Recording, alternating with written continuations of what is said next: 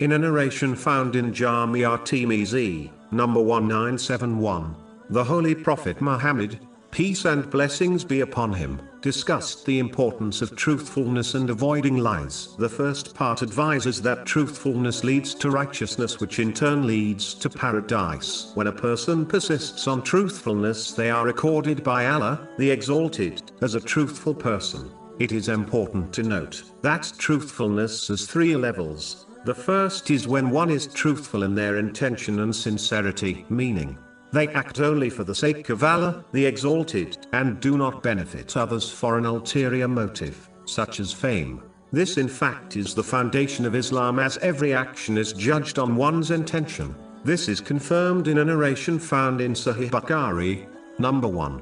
The proof of one's sincerity is when they do not desire nor hope for the gratitude of others. The next level is when one is truthful through their words. This in reality means they avoid all types of verbal sins, not just lies, as the one who indulges in other verbal sins cannot be a real truthful person. An excellent way of achieving this is by acting on a narration found in Jami' at-Tirmidhi, number 2317, which advises that a person can only make their Islam excellent when they avoid getting involved in the things which do not concern them. The majority of verbal sins occur because a Muslim discusses something which does not concern them.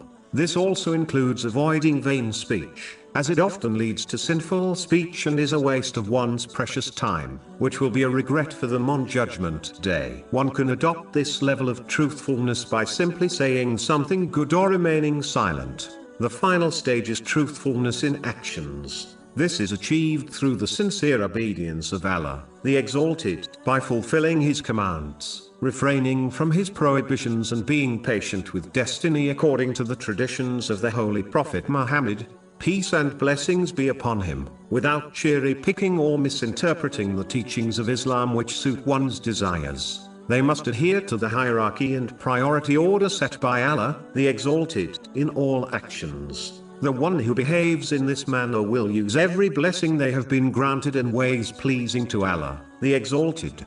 The consequences of the opposite of these levels of truthfulness, namely, lying, according to the main narration under discussion, is that it leads to disobedience, which in turn leads to the fire of hell. When one persists on this attitude, they will be recorded as a great liar by Allah, the Exalted. According to the three levels discussed earlier, lying in one's intention involves being insincere to Allah, the Exalted, and performing good deeds for the sake of people. Lying in speech involves all types of sinful speech. Lying in actions includes persisting on sins, which involves violating the rights of Allah, the Exalted, and people. The one who encompasses all these levels of lying is a great liar, and it does not take a scholar to determine what will happen to the person on Judgment Day who is recorded as a great liar by Allah, the Exalted.